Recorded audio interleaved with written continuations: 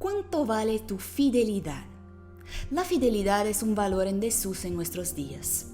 Por mucho que todavía existan personas verdaderamente fieles, ya no somos tan leales a los padres, a los amigos, al país, a Dios. Quizá porque la fidelidad requiere compromiso y responsabilidad con las ventajas y desventajas de nuestras elecciones. De hecho, el compromiso y la responsabilidad son dos valores por los que el enemigo de Dios se esfuerza en que no desarrollemos. Por eso, cada vez más, el adversario aporta innumerables vías de escape para que siempre tengamos la impresión de que la cosa no va con nosotros, de que no tendremos que asumir nada y nunca seremos responsables. Lamentablemente somos adictos al consumo y estamos acostumbrados al comercio, al uso, a la disposición de cosas, de personas y de palabras.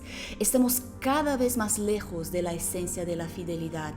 Somos esclavos de nuestros deseos, pero ni siquiera somos fieles a nosotros mismos, porque la fidelidad implica libre elección, pero llegará el día en que se pondrá a prueba la fidelidad a Dios. ¿Qué tipo de intercambio podremos hacer? ¿Seremos capaces de cambiar fidelidad por un plato de comida? ¿Nuestra dignidad? ¿Nuestro estatus? ¿La vida de nuestros hijos? ¿La salud de nuestros padres? Cuando no sea posible comprar ni vender, ¿quién tendrá nuestra fidelidad? ¿Qué quedará de nosotros?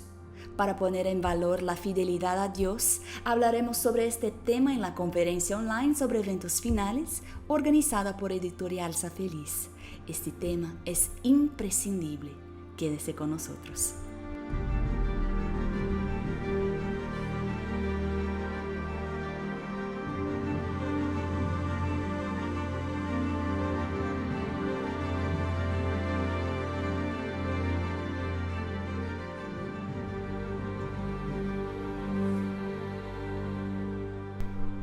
Si hay un tema que todo adventista conoce, es de la ley dominical. Es posible que haya gente que sepa más sobre esto que sobre la esencia del sábado. Para algunos, la ley dominical es una especie de alarma. Piensan que podrán correr y estar listos 5 minutos antes del regreso de Jesús. Otros dedican tiempo y energía a investigar todo lo que sucede para obtener en primicia la información de cada nuevo acontecimiento. ¿Nuevo papa? Ya llega la ley. Elecciones americanas, ahora viene. Crisis económicas, medioambiental, sanitaria. ¡Mira, ahí está la ley dominical! A menudo pensamos que hemos dominado el tema de la ley dominical, que sabemos cómo sucederá esta ley y que sabremos qué hacer cuando llegue. Pero no nos damos cuenta de que solo sanciona una forma de actuar que se practica desde hace mucho tiempo. Entonces, ¿confiamos en la providencia de Dios o insistiremos en proveer para nosotros mismos? En esta ocasión está con nosotros el doctor Dornelis, Vanderlei Dornelis, doctor en comunicación y en ciencia de la religión y profesor de teología en la Universidad Adventista de São Paulo en Brasil. Muchas gracias por su presencia, doctor Dornelis, y comencemos por lo básico. ¿Cómo será la ley dominical? Bueno, como legislación será una ley para la observancia del domingo, para separar el domingo como un día para no trabajar, para no funcionar, no abrir industrias, posiblemente comercio. Es una ley que debe ser, como todas las demás leyes, apreciada por una asamblea, por Cámara de Diputados, para ser entonces sancionada e impuesta a la población. ¿Y cómo funcionará esta ley? Una ley se hace para garantizar el orden social. Siempre es esta la motivación y la razón de una legislación: garantizar el orden social. Entonces es necesario que haya una condición de, vamos a llamarlo, amenaza, una inminencia de caos y desorden, y que se necesite una regulación para que este inminente desorden o caos sea rodeado, contenido, controlado. Entonces, Hoy existe así la percepción, una percepción de varios motivos que pueden dar base a una ley dominical. Reforma de la sociedad, la restauración de los valores de la familia, la restauración de la convivencia familiar, social, o el fortalecimiento de la religión, de los valores, de los principios cristianos, morales en la sociedad. Una reforma de la sociedad para contener los elementos desintegradores como la ola de drogas, de violencia, criminalidad. Entonces, la religión debe ser vista como un factor de integración, de orden de la sociedad, porque la ley dominical es una ley de trasfondo religioso, de motivación religiosa. Además, hay también un cierto llamado de ecología. Entonces, el ecosistema está reconocidamente, vamos a decirlo así, como llegando a una situación de inminente caos. Y entonces, parar el mundo, parar las fábricas, parar el comercio por un día en la semana sería una manera de garantizar seguridad para el ecosistema. Y ahí, cuando se habla de ecosistema, se habla de supervivencia. Entonces, todo tiene que ver con una legislación, pero la legislación ayudará a las personas a entender que todas necesitan ajustarse para el bien común. Algunos piensan que su conocimiento de la cronología y la secuencia de los eventos finales les aporta alguna ventaja, que tienen todo bajo control. Pero la ley dominical es una especie de segunda parte de 45 minutos de un partido y un cambio en juego. Piensan que a partir de este momento podrían ser completamente leales a Dios mientras no acepten la marca de la bestia. ¿Será posible, doctor Dornelis, prepararse para el regreso de Jesús una vez que salga la ley dominical? Aquel que piense así, cuando eso suceda, voy a adoptar esta actitud. Cuando eso comience a suceder, voy a cambiar tal cosa. Ese es un gran engaño, porque no es el acontecimiento lo que nos hará tomar determinada actitud. El acontecimiento simplemente confirmará una expectativa, una fe, una creencia que tiene la persona. Lo que realmente hace que tomemos una actitud es el amor de Cristo, es la actuación del Espíritu en nuestra mente. Si el Espíritu Santo estamos hablando hoy, si la palabra de Dios nos habla hoy y nosotros no tomamos una actitud, ¿qué seguridad tenemos de que la ley dominical nos hará tomar una actitud? No lo hará, no lo hará. Por el contrario, las personas que no estén seguras en Cristo tendrán miedo, estarán inseguras y la actitud que tomarán será la actitud de deserción y no de adhesión.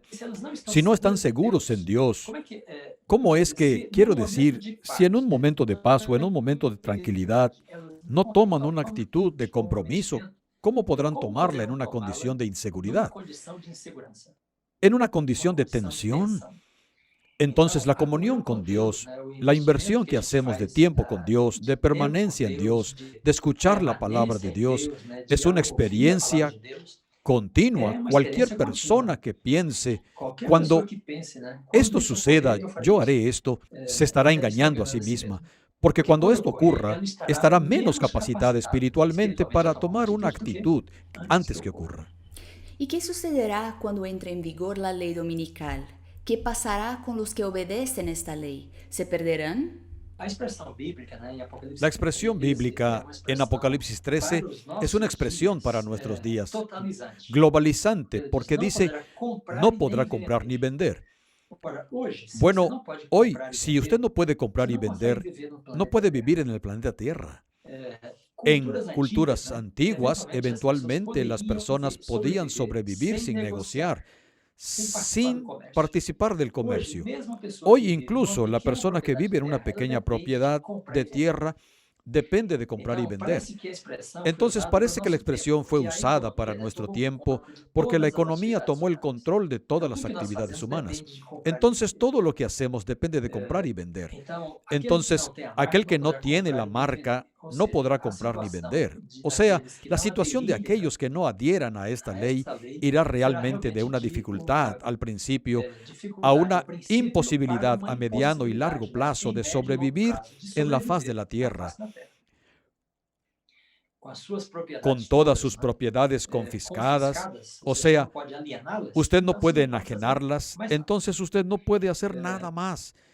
Y no solo los adventistas, sino también los bautistas del séptimo día, los judíos fieles de la Torá, todos aquellos que guarden el séptimo día, el sábado, como séptimo día, tendrán grandes dificultades cuando... Entonces, en el adventismo se habla de salir de las grandes ciudades. Uno de los factores, uno de los motivos es ese, para lograr sobrevivir fuera de las grandes ciudades, pero eso será también bastante difícil. Y la cuestión de la persecución.